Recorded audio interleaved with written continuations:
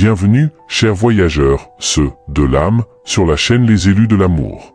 Ici, nous explorons les territoires intimes de la rencontre sacrée, là où les cœurs s'alignent non par hasard, mais par une mémoire ancienne qui refuse l'oubli. Aujourd'hui, nous pénétrons dans le sanctuaire silencieux d'un moment précis, l'instant où, à l'orée de l'union, le masculin divin porte en lui un besoin essentiel, non pas comme une demande, mais comme l'ultime condition intérieure pour pouvoir enfin dire « oui ». Avez-vous perçu, comme un changement de pression dans l'air avant l'orage, une transformation subtile dans l'énergie de votre connexion?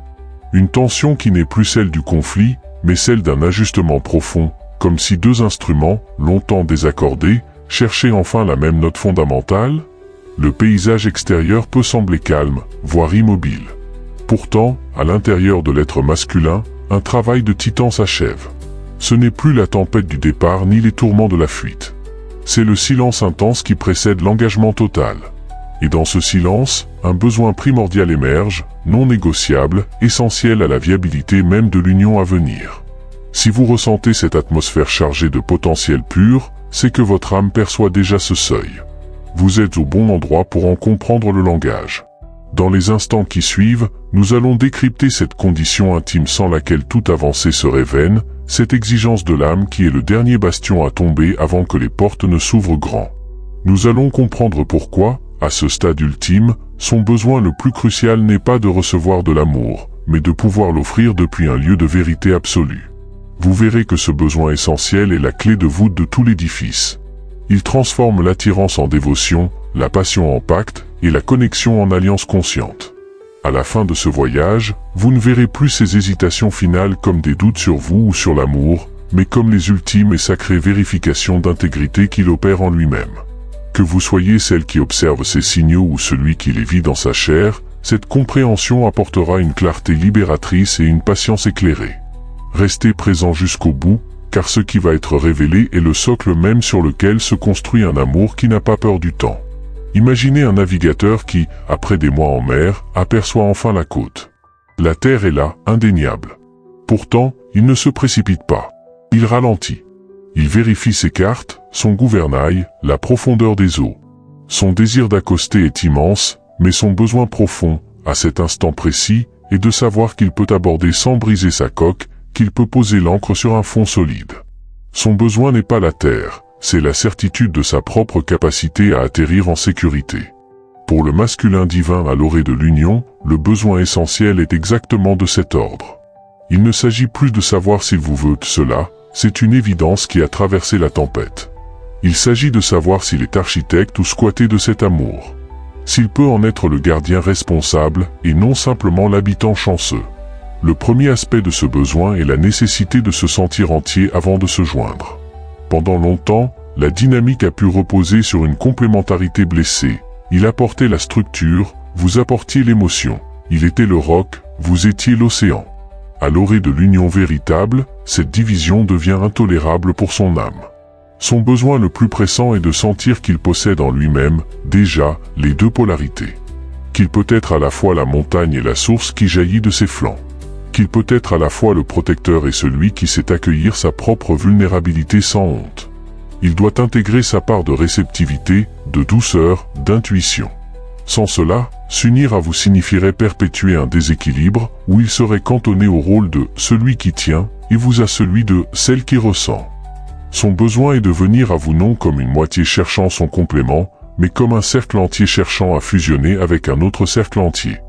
Il doit savoir qu'il ne s'engage pas par manque, mais par surabondance. Ce travail d'intégration est silencieux, intérieur. Il peut se manifester par un intérêt nouveau pour des sujets plus féminins, par une écoute plus profonde, par une plus grande expressivité émotionnelle, ou simplement par une paix plus tangible en lui. Il est en train de se compléter lui-même, pour n'avoir plus besoin de vous pour le compléter.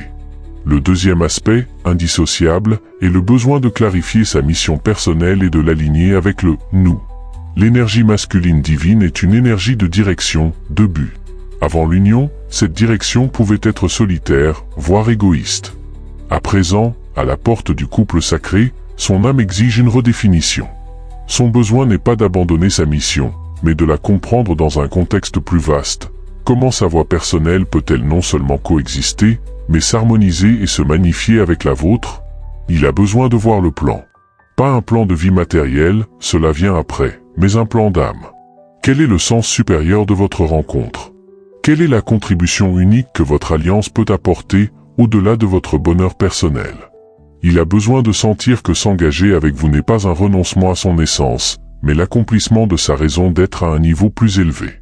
C'est pour cela qu'il peut sembler reculer pour mieux sauter, prendre du temps seul, plonger dans des réflexions profondes. Il n'est pas en train de douter de vous. Il est en train de consacrer votre union en lui donnant une raison d'être qui transcende le simple sentiment amoureux. Il a besoin de savoir qu'il ne construit pas seulement une relation, mais un véhicule pour une œuvre commune. Si ce processus de clarification résonne avec ce que vous percevez, arrêtons-nous un instant. Ce besoin de mission alignée est souvent mal interprété comme de la froideur ou un retour de la distance. Partagez en commentaire, par un simple mot, ce que cette idée éveille en vous, mission, si vous en ressentez la justesse, ou attente, si c'est la sensation qui prévaut. Votre ressenti est une précieuse boussole. Et si ces paroles trouvent un écho en votre cœur, laisse une trace de ton passage en commentaire et rejoins notre cercle des élus de l'amour en t'abonnant. Nous marchons ensemble.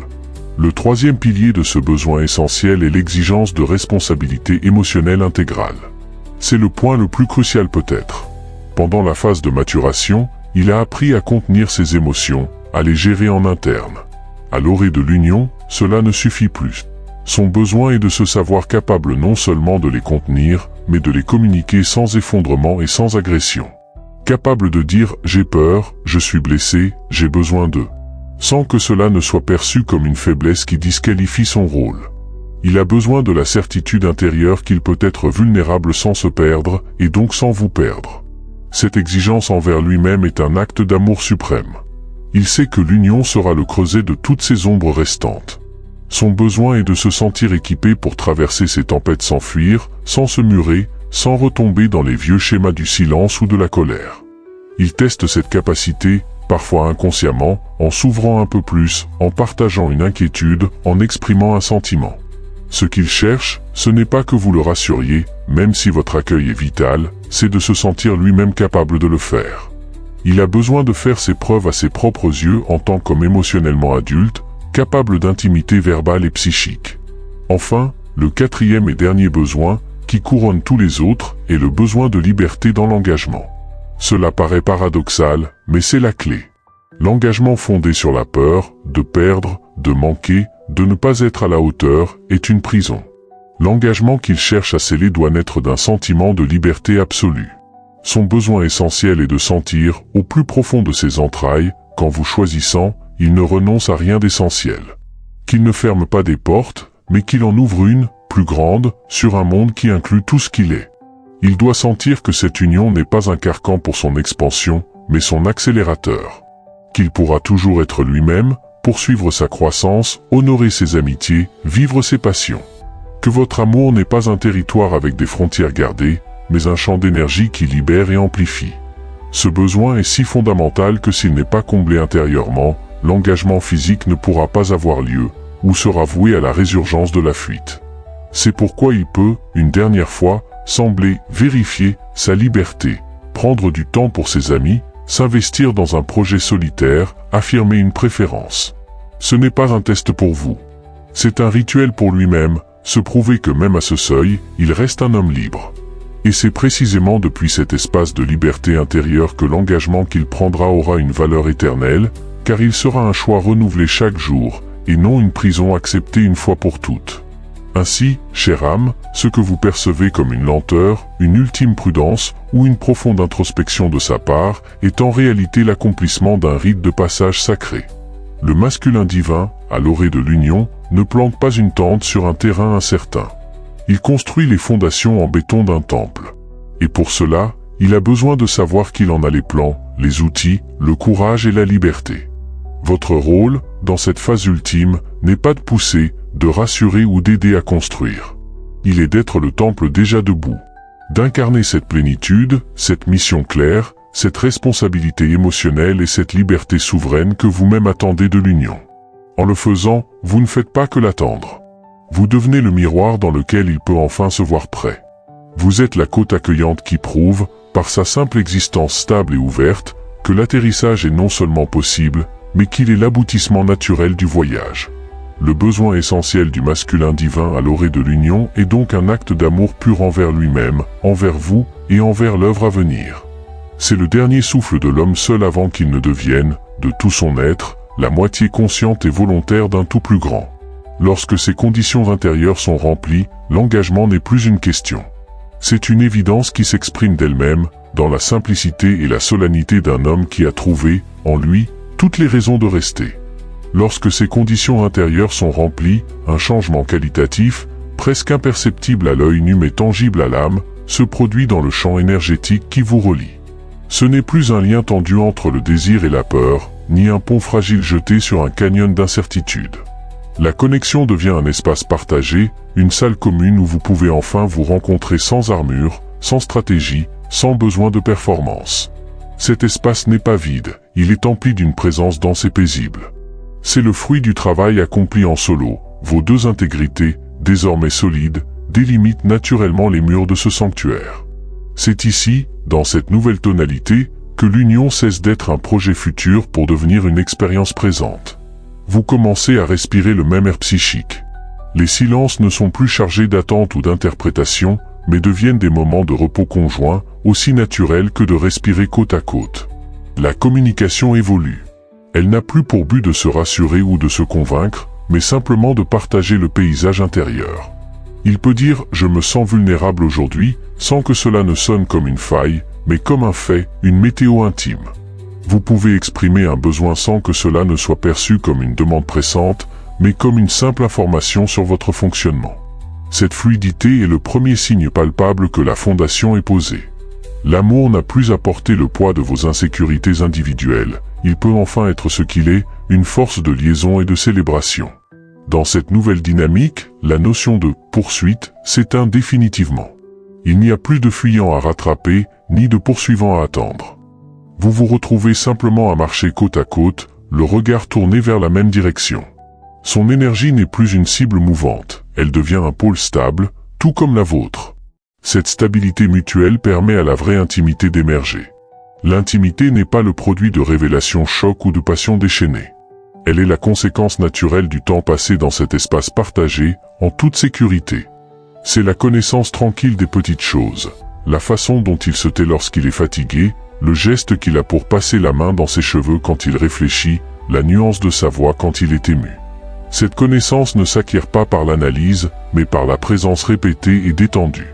C'est une intimité qui n'a rien à prouver, car elle n'est plus le but à atteindre, mais l'environnement dans lequel vous évoluez. L'attraction, alors, se transforme. Elle n'est plus ce magnétisme anxieux qui vous tiraillait l'estomac, mais un flux constant de reconnaissance et d'appréciation. C'est moins « je te veux » que « je te vois » et c'est une joie de te voir. Cette forme d'attraction est bien plus durable et enracinée. Elle survit aux habituels cycles d'usure, car elle est nourrie par la réalité de l'être, et non par le fantasme du manque. L'engagement, à ce stade, ne se déclare plus de façon spectaculaire. Il s'infuse dans la matière du quotidien par une série de choix cohérents. Le grand « oui » romantique n'est que la formalisation d'une myriade de petits « oui » déjà prononcés dans l'invisible. Le choix de la transparence quand il serait plus facile de taire, le choix de la présence quand l'esprit pourrait vagabonder, le choix de prioriser le « nous » sans sacrifier le « je ». Son engagement se manifestera par une constance qui n'a plus besoin de s'affirmer. Il sera là, simplement, fidèle à sa parole et à l'espace sacré que vous avez co-créé. Cette constance est le langage ultime du masculin divin intégré. Elle n'est pas rigide, elle est vivante, flexible, mais fiable. C'est la pierre angulaire sur laquelle vous pourrez, ensemble, commencer à construire la vision partagée dont il a préalablement clarifié les fondements. Les projets ne seront plus des « si » ou des « peut-être », mais des « quand » et des « comment ». L'énergie n'est plus gaspillée à se demander si vous êtes ensemble, mais est entièrement disponible pour imaginer ce que vous allez créer parce que vous êtes ensemble. Cependant, cette phase de réalisation n'est pas un aboutissement statique. C'est le début d'une nouvelle alchimie, celle de la co-création consciente. Maintenant que chacun est un créateur souverain de sa propre vie, vous pouvez joindre vos forces sans confusion ni crainte de dissolution. Ce stade est souvent marqué par l'émergence naturelle de projets concrets, un chez-soi, une œuvre, une entreprise, une démarche spirituelle, qui semblent couler de source, comme s'ils attendaient simplement que vos énergies se synchronisent pour émerger. Ces projets ne sont pas des preuves d'amour, ils sont des expressions de l'amour. Ils sont le canal par lequel l'énergie de votre union se matérialise dans le monde. Travailler ensemble ne sera plus un champ de bataille pour le contrôle, mais une danse où chacun apporte ses compétences complémentaires dans le respect du rôle naturel de l'autre. Lui apportera la structure, la persévérance, le cadrage. Vous apporterez l'inspiration, la fluidité, la connexion au sens plus vaste. Et parce que chacun a intégré une part de l'autre, ces rôles pourront parfois s'inverser avec fluidité, sans crise identitaire. Enfin, le besoin essentiel initial, celui de la liberté dans l'engagement, trouve sa résolution ultime dans une paradoxale et magnifique vérité. L'union authentique est l'espace de la plus grande liberté individuelle. Il découvrira que ce n'est pas en dépit de son engagement envers vous, mais grâce à lui, qu'il peut s'épanouir pleinement. La sécurité du lien, la confiance absolue, le soutien inconditionnel, créent un filet de sécurité psychique qui lui permet d'oser, d'explorer, de prendre des risques qu'il n'aurait jamais pris seul. De votre côté, vous expérimenterez la même chose. Vous ne serez plus l'énergie qui attend, qui espère, qui ajuste. Vous serez l'énergie qui crée, qui rayonne, qui inspire, sachant que votre arrière-plan est stable et aimant. Votre relation devient alors une base de lancement, et non une destination finale. Vous vous aimerez non pas en vous regardant dans les yeux, mais en regardant ensemble dans la même direction, alimentant mutuellement vos flammes individuelles. Ainsi, la boucle est bouclée. Le besoin essentiel du masculin divin à l'orée de l'union, se sentir entier, aligné, responsable et libre, n'était pas un obstacle à franchir par la force ou la persuasion. C'était l'appel intérieur à devenir l'homme capable de vivre l'union non comme une fin, mais comme un commencement perpétuel. Lorsque cette métamorphose est accomplie, l'amour n'est plus une question à résoudre, mais une respiration à partager. La flamme jumelle ne brûle plus de l'extérieur pour se consumer elle-même, elle s'est transformée en un feu de foyer, stable, chaleureux et capable d'éclairer non seulement votre chemin à deux, mais aussi, par sa simple présence équilibrée, l'espace autour de vous. Vous ne serez plus jamais des chercheurs. Vous serez des fondateurs. Si ton cœur bat au rythme de ces mots, s'il reconnaît le paysage que nous décrivons, n'hésite pas à laisser une trace de ton passage en commentaire. Un mot, un emoji, le partage d'un signe que tu as reçu. Rejoins notre cercle grandissant des élus de l'amour en t'abonnant. Ici, nous tenons l'espace les uns pour les autres alors que nous marchons, parfois tremblants, toujours courageux, vers la réclamation de nos histoires d'amour les plus sacrées.